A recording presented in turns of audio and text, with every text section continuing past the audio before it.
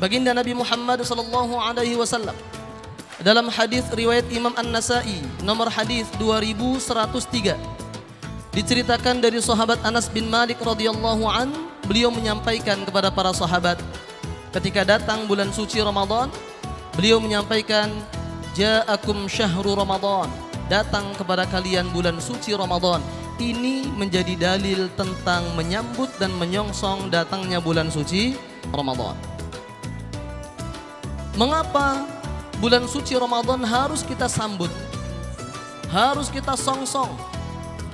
Karena kita menginginkan agar saat kita berjumpa dengan bulan suci Ramadan nanti, kita bisa mengisi dengan sebaik-baiknya. Lalu keluar dari bulan suci Ramadan, kita semuanya dalam kondisi suci, bersih, tanpa noda dan dosa. Amin ya rabbal alamin. Imam Ghazali pernah menyampaikan bahwa kondisi kita umat Islam ketika berada di bulan suci Ramadan terbagi menjadi tiga. Yang pertama ada disebut sebagai orang-orang yang awam. Bagaimana orang-orang awam yang berada di bulan suci Ramadan itu? Mereka hanya melaksanakan rutinitas dan ritual saja. Tetapi selama mereka berpuasa, selama mereka melakukan hal-hal lain yang berada di bulan suci Ramadan, mereka juga tidak meninggalkan maksiat dan mungkarat. Mereka masih suka menzalimi orang lain, masih suka ghibah, menggunjing, masih suka iri dengki, masih suka menjadi provokator, masih suka tahzib, yaitu memisah-misahkan antar kelompok. Maka ini disebut sebagai orang awam selama berada di bulan suci Ramadan. Lalu yang kedua, kelompok yang kedua inilah kelompok khawas, orang-orang khusus. Bagaimana orang-orang khusus selama berada di bulan suci Ramadan ini? Yaitu mereka yang tidak hanya melaksanakan puasa, mereka tidak hanya melaksanakan ibadah salat tarawih serta ibadah-ibadah lainnya di bulan suci Ramadan, tetapi mereka pun menghentikan diri mereka dari segala kemaksiatan dan kemungkaran. Inilah orang-orang khusus. Dan yang ketiga, tingkatan yang paling tinggi disebut sebagai khawasul khawas, orang-orang istimewa. Mereka tidak hanya melakukan hal-hal yang positif selama Ramadan, mereka puasa, salat tarawih, mengkhatamkan Al-Quran serta kebaikan lainnya. Mereka pun meninggalkan maksiat dan mungkarat. Dan yang lebih hebat lagi, hati dan pikiran mereka senantiasa terpaut, tertuju kepada Allah Subhanahu wa ta'ala. Kira-kira adik-adik sekalian, ini adik-adik ini, kira-kira adik-adik sekalian mau pilih yang pertama, golongan awam atau khawas atau khawasul khawas? Pilih yang mana? Insya Allah kita menjadi khawasul khawas, orang-orang yang istimewa. Amin ya rabbal alamin. Inilah pentingnya tarhib Ramadan. Maka dalam tarhib Ramadan itu, agar puasa kita sukses, agar Ramadan kita sukses, bukan menjadi puasa yang sia-sia, bukan menjadi ibadah yang tanpa makna, tetapi betul-betul berbuah pahala dan ridha Allah Subhanahu wa ta'ala. Maka ada tiga hal yang harus kita lakukan selama kita nanti berada di bulan suci Ramadan. Ada tiga hal. Yang pertama yaitu husnul isti'dad, persiapan yang baik. Untuk menyambut bulan suci Ramadan, kita perlu persiapan yang baik, persiapan yang maksimal. Mengapa perlu persiapan maksimal? Sebab baginda Nabi Muhammad sallallahu alaihi wasallam, beliau sudah mengingatkan kita semuanya, raghima anfu rajul, sungguh merugi seseorang. Dalam bahasa Arab asli, raghima itu artinya gerumpung. Gerumpung itu artinya hidungnya ini terpotong. Kalau bagi orang Arab, hidungnya tidak mancung itu suatu aib yang besar, apalagi hidungnya sampai terpotong. Makanya Rasul menggunakan bahasa raghima anfu rajul, sungguh merugi seseorang.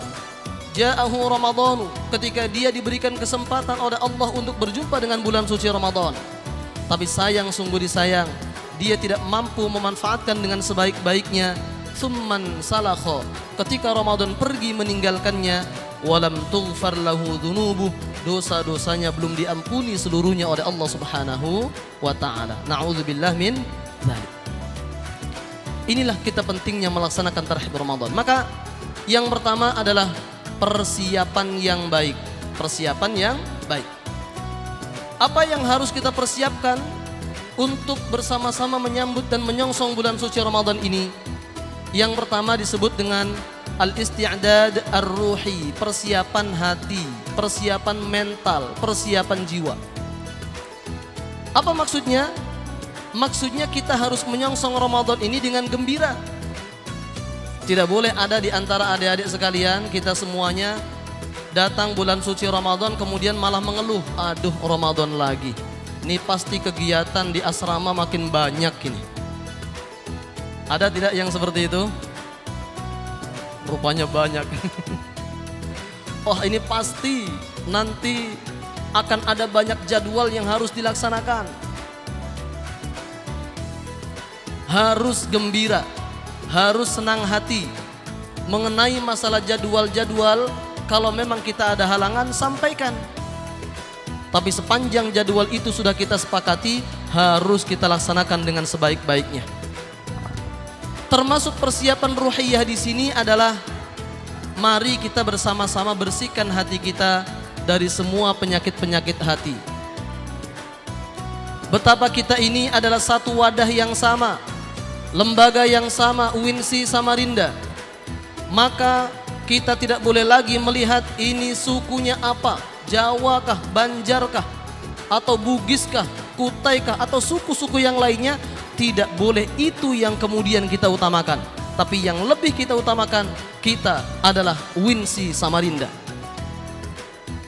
Maka tidak boleh kita kemudian membuat hizib-hizib, membuat kelompok-kelompok, manakala kelompok-kelompok itu berpotensi dan berpeluang membuat kita hatinya tidak bisa bersatu. Mungkin fisik bisa tersenyum, mungkin bisa bersalaman, tapi apalah arti senyuman kita, apalah arti musafahah kita kalau hati kita terpecah belah, hati kita bermusuhan dan saling membenci. Tidak boleh. Sallu ala Nabi Muhammad. Berkaitan dengan kepentingan bersihnya hati ini, baginda Nabi Muhammad sallallahu alaihi wasallam dalam hadis riwayat Imam Bukhari nomor hadis 86, baginda Nabi Muhammad sallallahu alaihi wasallam telah menyatakan, man shoma ramadhana imanan wa ihtisaban ghufira lahu ma taqaddama min dzambih. Barang siapa berpuasa Ramadan karena dua hal sebabnya, iman dan juga semata mengharap ridha Allah Subhanahu wa taala, maka diampuni seluruh dosa-dosanya yang telah lewat. Amin ya rabbal alamin.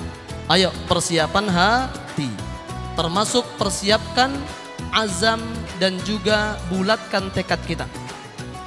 Mohon maaf para pejabat, para dosen serta adik-adik sekalian, kalau di kita sholat tarawihnya hanya 20 rakaat, hanya 20 rakaat. Ada juga sebagian lain 8 rakaat, tidak menjadi masalah. Tetapi 20 rakaat itu pun mohon maaf kadang-kadang kita ini seringkali tidak tuntas, tidak selesai. Padahal ada di tempat lain seperti di Jawa Timur, itu satu malam sholat tarawih itu bukan hanya 1 juz, tapi satu malam khatam 30 juz tarawihnya. Satu malam itu. Kalau di Timur Tengah, banyak orang-orang yang sholat tarawih itu mereka pindah-pindah. Karena di sana sholat tarawihnya itu sebagian masjid ada di pukul 8 setelah Isya, ada jam 9, ada jam 10. Jadi kita bisa pindah-pindah. Maka kenapa mereka bisa sholat tarawihnya banyak, ibadah di bulan suci Ramadannya sangat maksimal, sementara kita tidak? Salah satu faktornya adalah karena azam dan tekad kita yang kurang kuat dan kurang bulat. Maka ini persiapan ruhiyah, persiapan hati. Yang kedua, singkat saja, saya tadi ada waktu 15 menit. Yang kedua, ini yang sangat penting adik-adik sekalian, tolong diperhatikan, terutama yang di atas ya. Jangan ceritaan sendiri. Asik cerita di atas. Yang kedua adalah persiapan keilmuan. Persiapan keilmuan. Orang memasuki bulan suci Ramadan itu tidak boleh model nekat. Tidak boleh modalnya modal nekat. Yang penting saya masuk Ramadan. Nanti yang penting saya bisa makan sahur, saya bisa berbuka puasa. Tidak cukup begitu. Tapi ada modal keilmuan yang harus kita lakukan dan persiapkan sejak sekarang. Mengapa? Karena dulu Syekh Ibn Ruslan dalam Nazam Zubat pernah mengingatkan kita semuanya, wa kullu man bi ghairi ilmin ya'malu a'maluhu mardudatun la tuqbalu. Setiap orang yang beramal tanpa dilandasi ilmu, maka rawan sekali amal kita itu salah lalu tidak diterima oleh Allah Subhanahu wa taala. Maka penting persiapan ilmu. Baik, sebagian persiapan ilmu itu saya sampaikan secara fikih. Yang pertama, adik-adik sekalian, nanti sholat tarawih. Ini kalau para pejabat, para dosen sudah tahu semuanya. Ini saya menyampaikan kepada adik-adik. Dalam sholat tarawih itu, salah satu hal yang paling krusial adalah apa? Rukuknya. Apa adik-adik? Rukuk. Apa krusialnya rukuk? Rukuk itu menentukan kita bisa dapat 1 rakaat atau tidak. Misalnya imamnya sudah rukuk, dia sudah membaca walam yakul lahu kufuwan ahad, Allahu akbar, rukuk dia. Maka kita sebagai makmum segera ikut rukuk supaya bisa rukuk bersama dengan imam secara tumak-ninah. Kalau sudah rukuk bersama dengan tumak-ninah, imam bangkit i'tidal, sami'allahu liman hamidah, kita pun juga bangkit, maka kita sudah dihitung dapat 1 rakaat. Syaratnya apa tadi? Bisa rukuk bareng bersama dengan imam.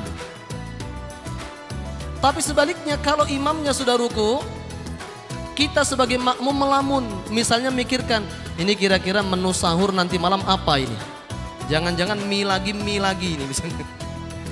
Begitu sadar, astagfirullah, imamnya sudah rukuk. Kita baru bergerak mau rukuk, imamnya sudah bangkit i'tidal. Kita tidak sempat rukuk bareng dengan imam secara tumak-ninah, maka kita sebagai makmum dihitung hutang 1 rakaat. Rakaat itu kita nggak dapat. Maka ini penting sekali. Jangan sampai kemudian kita sholat ternyata hutang semua setiap rakaatnya. Bisa difahami tidak adik-adik sekalian? Bisa ya? Maka supaya kita tidak ketinggalan ruku, membaca Fatihahnya makmum, baik dalam sholat biasa ataupun sholat tarawih, boleh mengikuti bacaan Fatihahnya imam. Tidak harus menunggu waladhdallin amin baru kita mulai membaca, tidak harus begitu. Boleh dari awal. Imamnya sudah membaca Bismillahirrahmanirrahim, Alhamdulillahi Rabbil Alamin, kita ngikuti, ngiringi Bismillahirrahmanirrahim, Alhamdulillahi Rabbil Alamin. Boleh. Karena kalau kita menunggu waladhdallin amin baru kita memulai membaca surah Al-Fatihah, imamnya bacanya kulhu 1 nafas, maka kita baca Fatihah secepat apapun tetap ketinggalan itu. Maka Fatihahnya makmum boleh mengiringi Fatihahnya imam. Kalau imamnya sudah waladhdallin amin, kita amin dulu, baru kemudian selesaikan sisanya.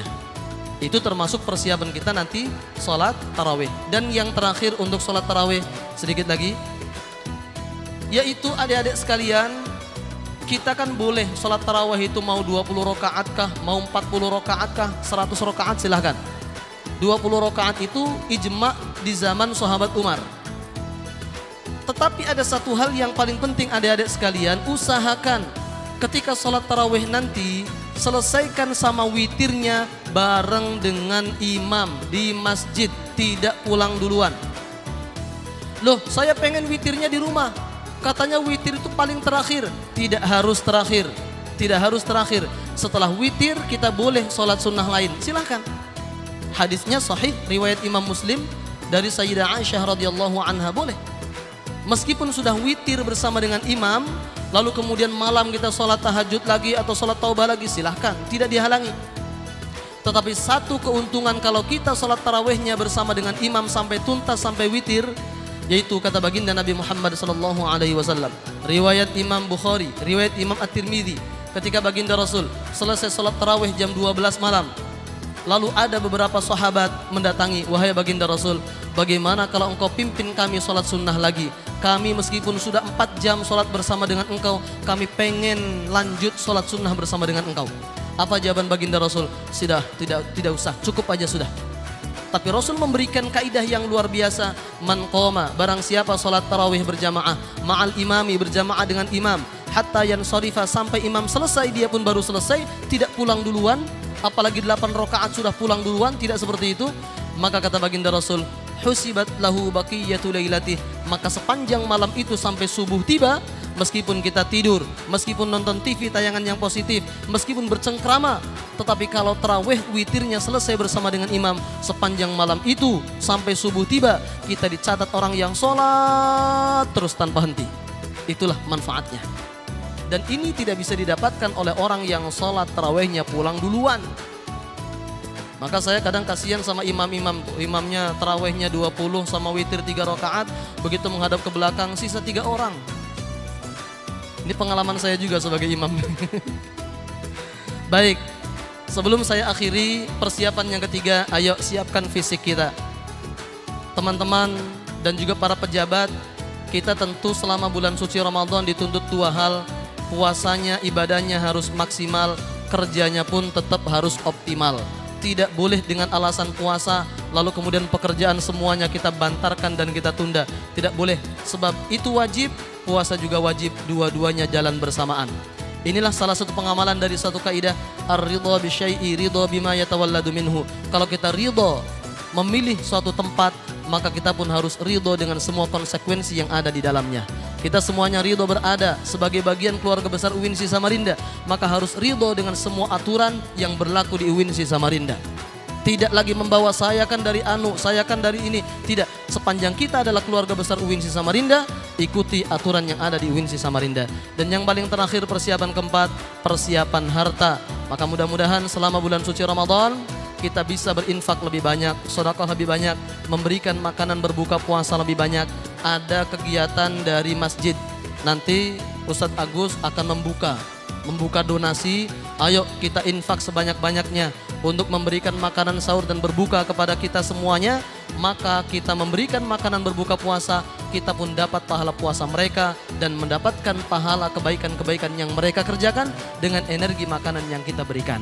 Maka mudah-mudahan Ramadan ini sukses bagi kita semuanya. Mudah-mudahan UINSI Samarinda semakin unggul dan berjaya.